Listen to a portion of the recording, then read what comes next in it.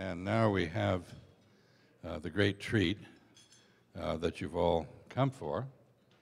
I might say that earlier I was remiss in not recognizing the presence of Cliff Stearns of Northern Florida, member of Congress, believer in U.S.-China relations, and we're glad he was here with us. But it's now my great honor and privilege to introduce one of the most intelligent commentators on U.S.-China relations that the United States has yet produced, if we can take credit for someone born in Poland, and that is Zbigniew Brzezinski. He really needs no introduction. He is one of our most original, if not the most original, thinkers on foreign policy in general.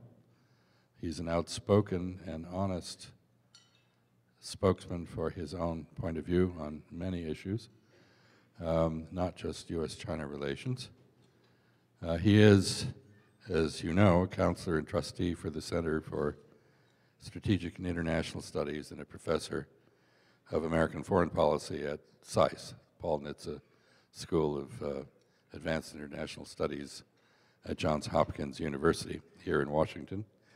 And of course, he served from 1977 to 1981 as the National Security Advisor in the White House for President Carter, and was instrumental in producing the normalization of U.S.-China relations, from which we have all benefited so very much.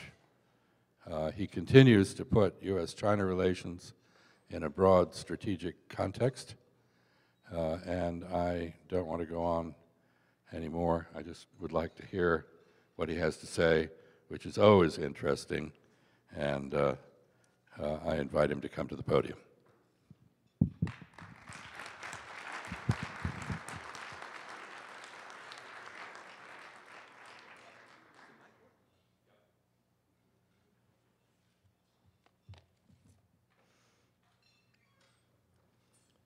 Mr. Chairman, ladies and gentlemen,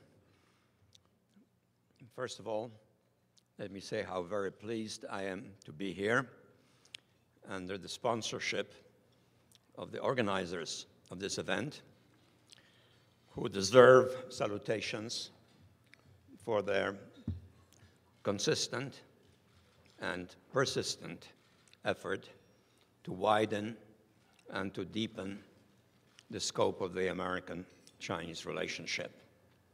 So it's a genuine source of satisfaction for me to be part of this event.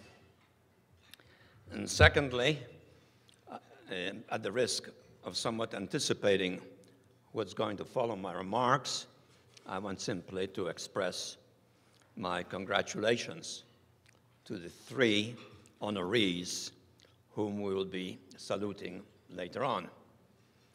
Each of them has made a signal contribution, not only to the American-Chinese relationship, but to a variety of other engagements which pertain to America's involvement in the world and, of course, to China's involvement in the world as a whole. But tonight, I would like to share with you some thoughts about the American-Chinese relationship as such. I think I can say quite confidently that we are all here tonight because we believe that American-Chinese friendship is good for the world. And in fact, that relationship itself is good, but it could certainly be better. And to be frank, we also cannot entirely dismiss the possibility that it could get worse. These days, some in fact argue that the emerging American-Chinese duopoly in the world must inherently generate eventual hostility. And hence, they conclude that conflict between America and China is inevitable. And admittedly, it is a historical fact that during the last 200 years, since the onset of what we might call global politics, 4 long wars were fought for domination over Europe, starting first of all from 1812 to 1815 because of Napoleonic global ambitions, then from 1914 to 18 because of Germanic imperial frustrations, from 1939 to 1945 because of Nazi madness, and from the late 1940s to the early 1990s because of Soviet worldwide ideological ambitions. And indeed, every one of these conflicts could have resulted in global hegemony by a sole power. However, I personally do not believe that wars for global domination are still a serious prospect in what is now clearly the post-hegemonic age. First of all, nuclear weapons make hegemonic wars too destructive, and thus victory meaningless. One-sided national economic triumphs cannot be achieved in the increasingly interwoven global economy without precipitating calamitous consequences for everyone. The populations of the world are now politically awakened, activist, and hence not easily subdued, even by much more powerful nations. Last but not least, neither America nor China are driven by hostile ideologies, and neither one of them is suicidal. Moreover, it is important to recognize that both of our societies are open. Both societies are open, even though our political systems are very different. That, too, offsets pressures from within each respective society towards animus and hostility.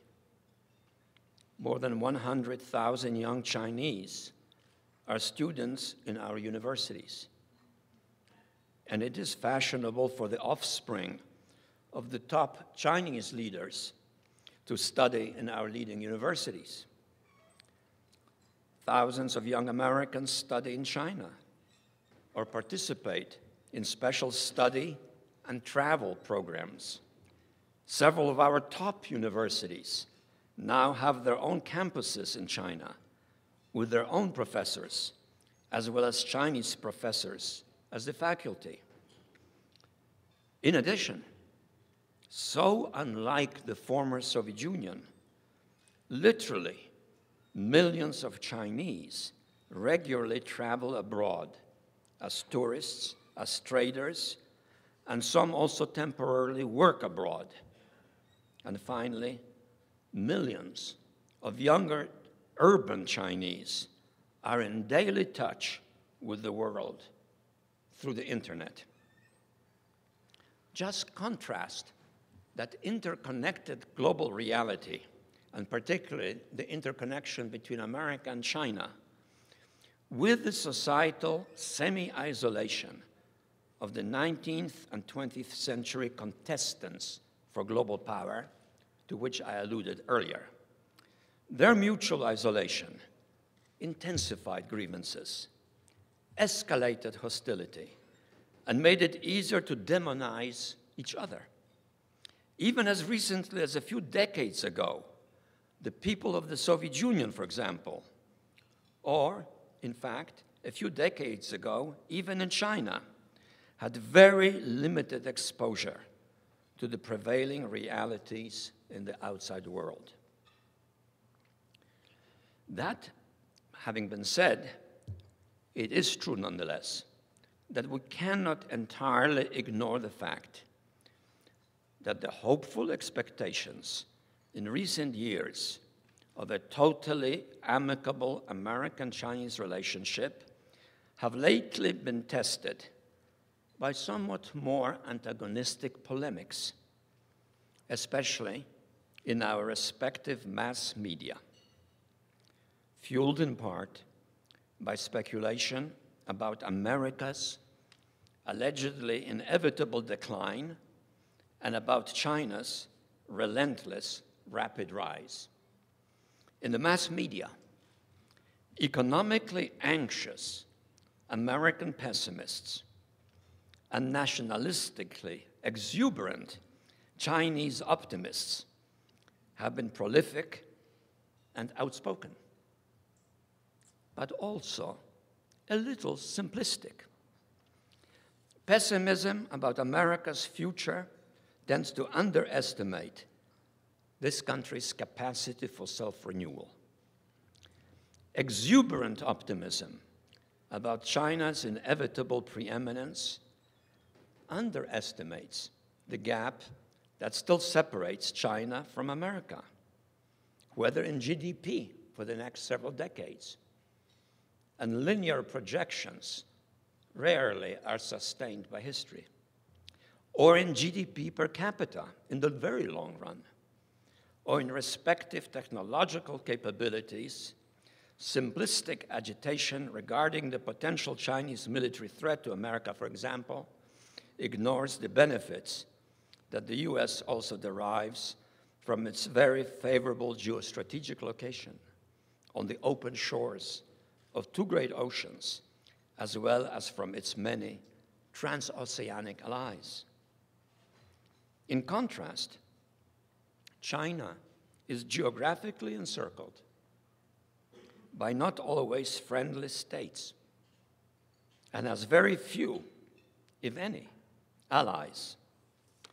At the same time, domestically, and somewhat paradoxically, China's truly admirable economic success is now intensifying the systemic need, internally the systemic need, for complex social and political adjustments in how and to what extent a ruling bureaucracy that defines itself as communist directs a system of state capitalism.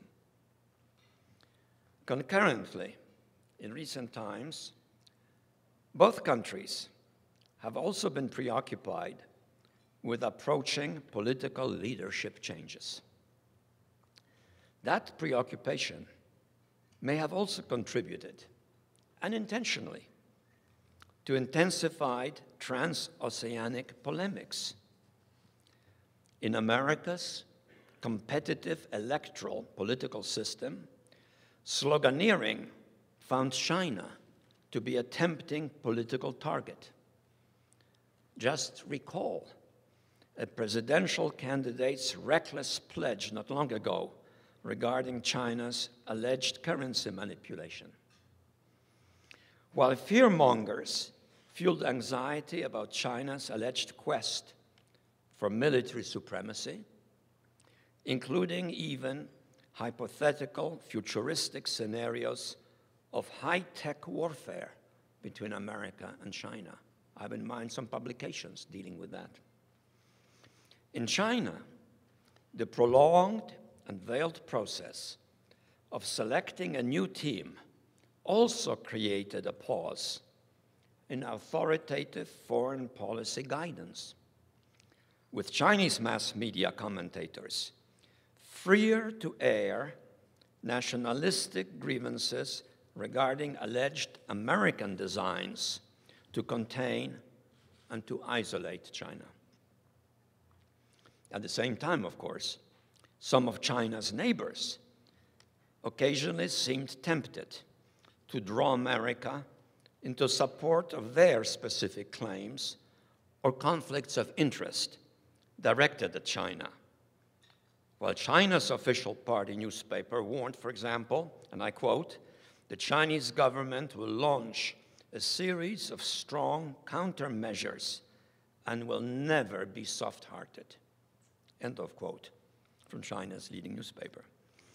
Matters also may not have been helped by some of the American mass media interpretations, and maybe also by official backgrounders regarding the somewhat abruptly unveiled rebalancing or pivoting of America's strategic engagements in Europe and Asia, respectively.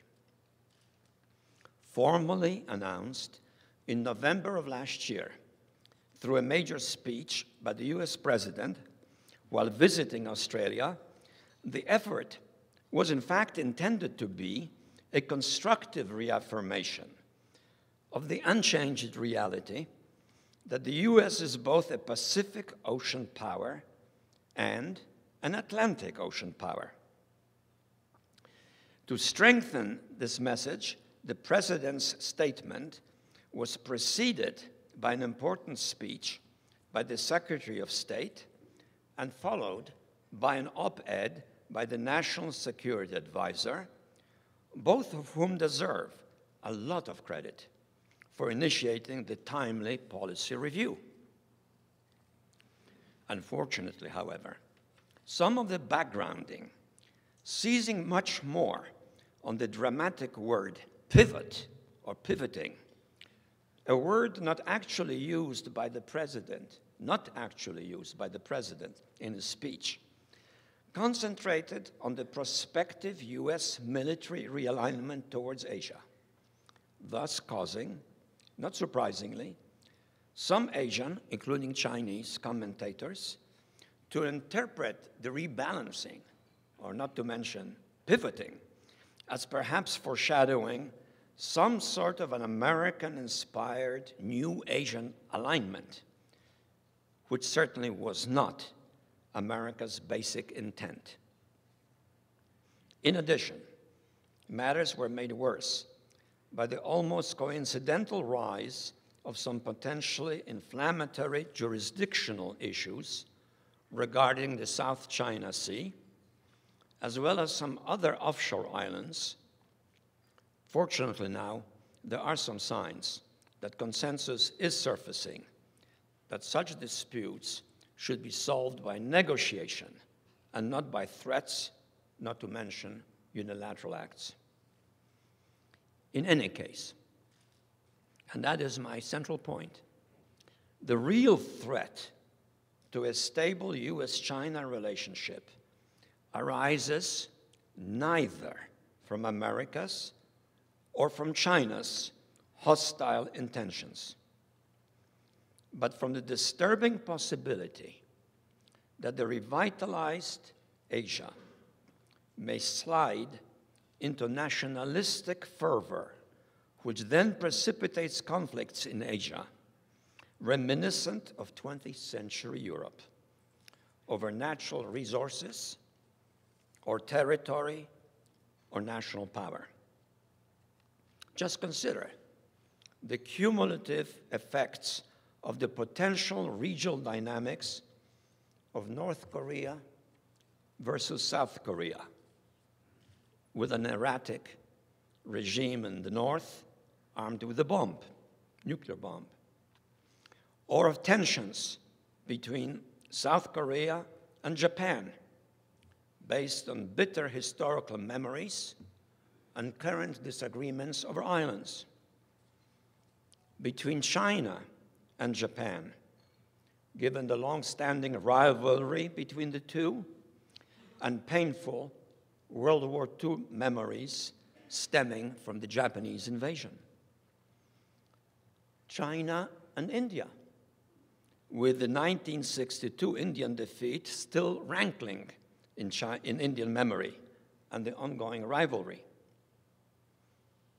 India versus Pakistan, with intense mutual animus ever since their respective inception, or in the nearby seas, numerous territorial resources distribution issues, or because of maritime jurisdictional disputes, all of them intensified by nationalistic fervor. One mere example, quite as an aside, insignificant in itself, but symptomatic. Today, China issues visas with little maps in them, claiming parts of territory that the Indians consider theirs, and the Indians are issuing visas on their passports with a map showing territory that China considers to be it as part of India's territory. Isn't all of that somehow reminiscent of 20th century Europe? Nationalisms as domestic safety valves, or nationalisms simply out potentially of control.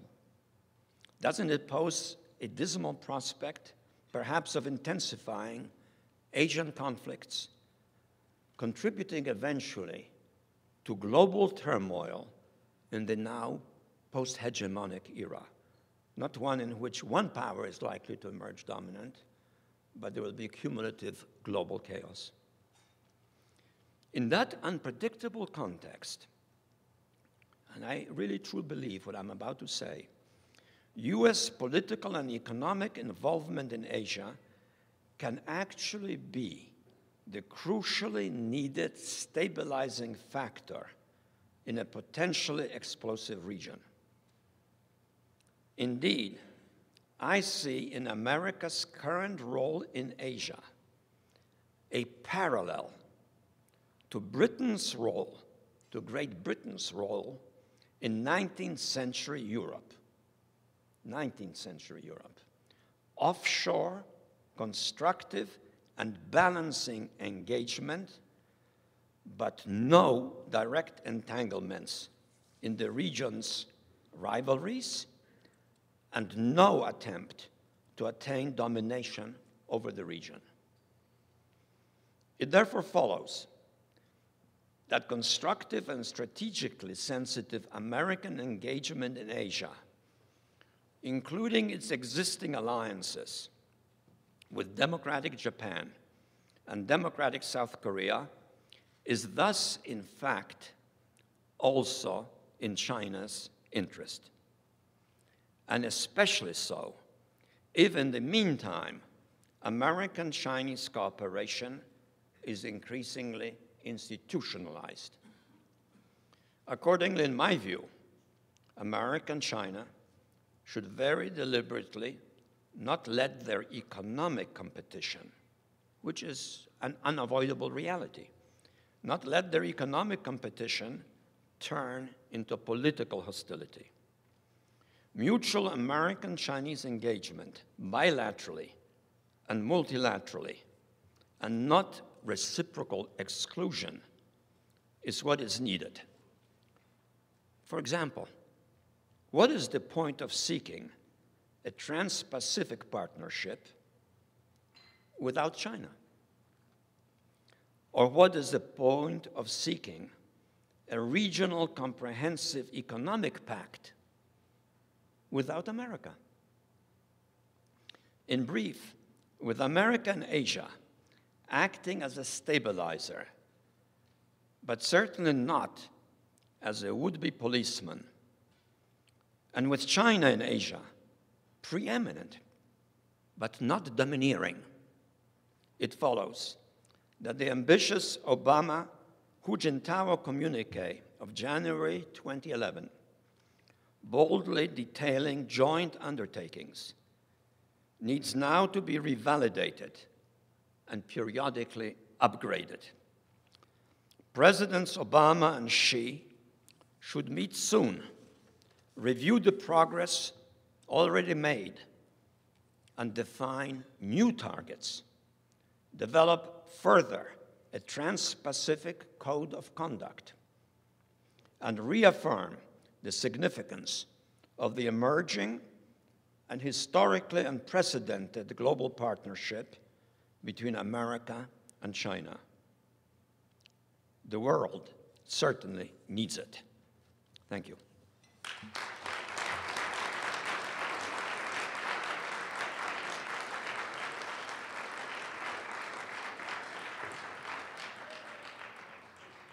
Wow. You just heard a very brilliant and visionary proposal for a quite different American policy in the Asia-Pacific. I understand that China Daily will make a transcript and that you will be able to read it in there in a day or two, and I hope, Dr. Wong, that the U.S.-China Policy Foundation will also post the text transcribed and corrected on its website. This was, I think, a very important statement that deserves careful reading and consideration. Those of you who would like to ask questions of Dr. Brzezinski are invited to look at the cards on your table and write those questions. I've been asked to make a few remarks because this is the 40th anniversary of the Shanghai Communiqu, and I will collect we'll get the questions and then invite you back up. Okay. Yeah. And so I will say a few inconsequential things after that wonderful speech about the importance of the Shanghai Communiqu, which was issued, of course, February 28th, 1972 in Shanghai and February 27th here in Washington. I was honored to be a participant in that process, both as a drafter of portions of the communique and as interpreter on the American team. And I certainly can say that there was no thought whatsoever, and please write down your questions and we'll bring them up for Dr. Brzezinski. There was no thought whatsoever of changing China of the world, but we did. That was, of course, the first of 3 communiques that provide the guiding principles for U.S.-China relations. And you might ask, why is it important? After all, it was superseded in many respects by the normalization communique, which Dr. Brzezinski oversaw, which was issued on January 1, 1979. But it's an important document. Nobody reads it these days, but you should. And I'll tell you why. First of all, it was a unique diplomatic document. John Kenneth Galbraith, who served as ambassador to India, said once that there are few ironclad rules of diplomacy, but to one there is no exception. When an official reports that talks were useful, it can safely be concluded that nothing was accomplished. Importantly, the participants in the negotiations that resulted in the Shanghai Communique declined to characterize the talks at all. They let the results speak for themselves. Now to the process that produced the communique. Averil Harriman, who was ambassador to Moscow at a crucial moment in U.S.-Soviet relations, once said that summit conferences at the top are always courteous. Name-calling is left to the foreign ministers. I was the interpreter for the foreign ministers, and I learned how to do name-calling, and there was a lot of it.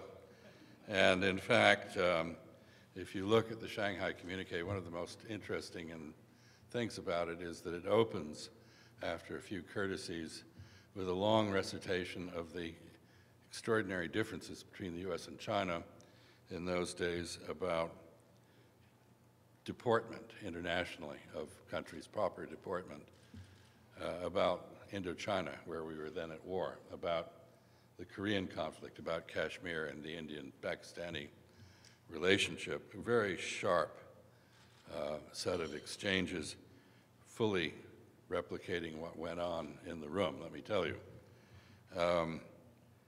This sort of honesty is extremely rare in any diplomatic document, and it does remain unique. Well, why the honesty?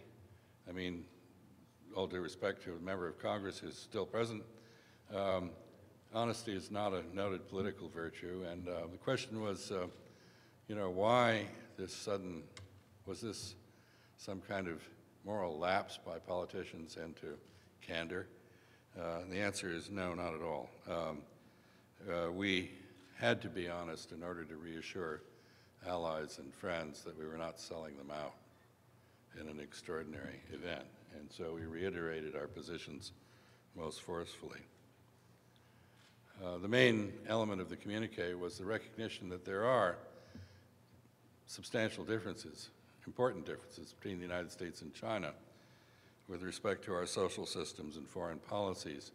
But nonetheless, we can, as the communique says, conduct our relations on the principles of respect for the sovereignty and territorial integrity of all states, non-aggression against other states, non-interference in the internal affairs of other states, equality and mutual benefit, and peaceful coexistence.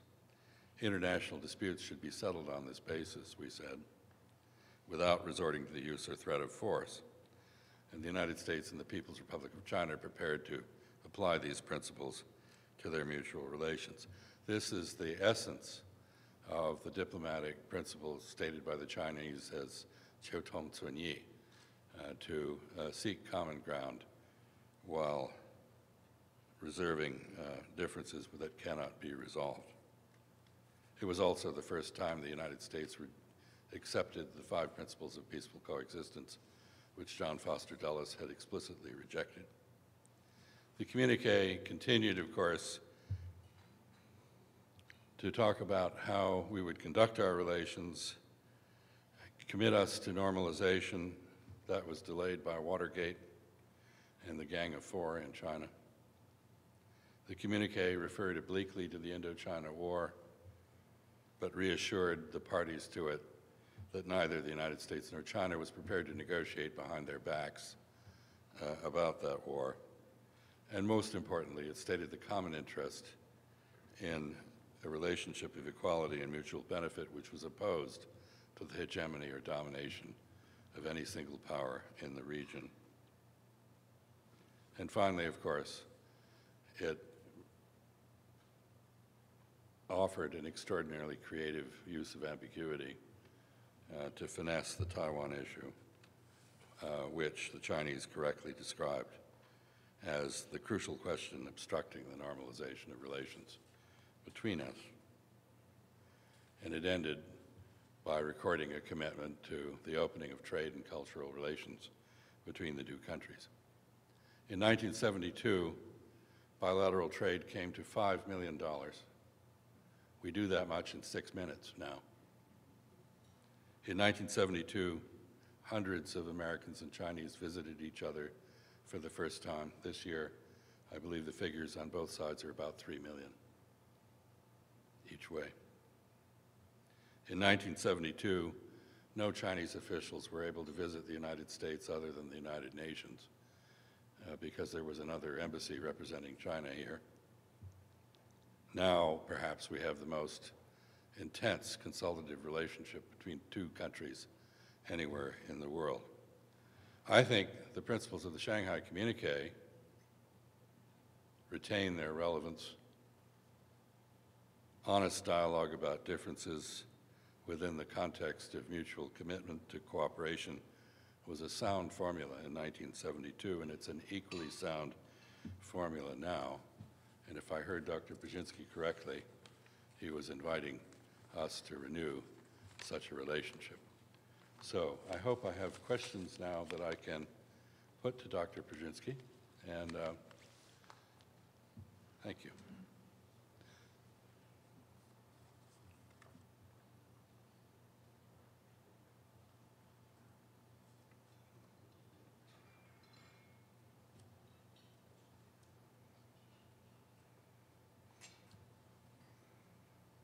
Well, these are quite a set of interesting questions, and Mr. Congressman, one of them is, given all the congressional mischief, how can we forge a more trusted relationship between the United States and China? I won't ask Dr. Brzezinski to answer that because he's not a member of Congress, at present anyway. Question comes, did I hear you correctly Dr. Brzezinski, that the United States relationship with China is the central element in the 21st century, and that how we manage that will determine the course of our century? And can you come to the, oh, well, let me give you this, and you can stand where you wish. Okay. No, you did not hear me correctly, but you correctly repeated what I said on some other occasion.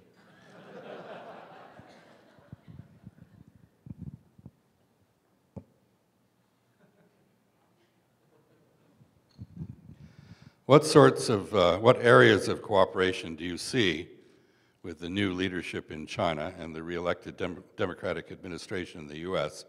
What challenges do you foresee? I think the challenges essentially are twofold. One stems from the generally unsettled political and economic context of the contemporary world, and given the scale of China's economy and given its strategic importance on these issues, both China and the United States have a common stake in addressing them jointly and effectively, and ranges from economic problems to regional problems, including, for example, specifically Syria.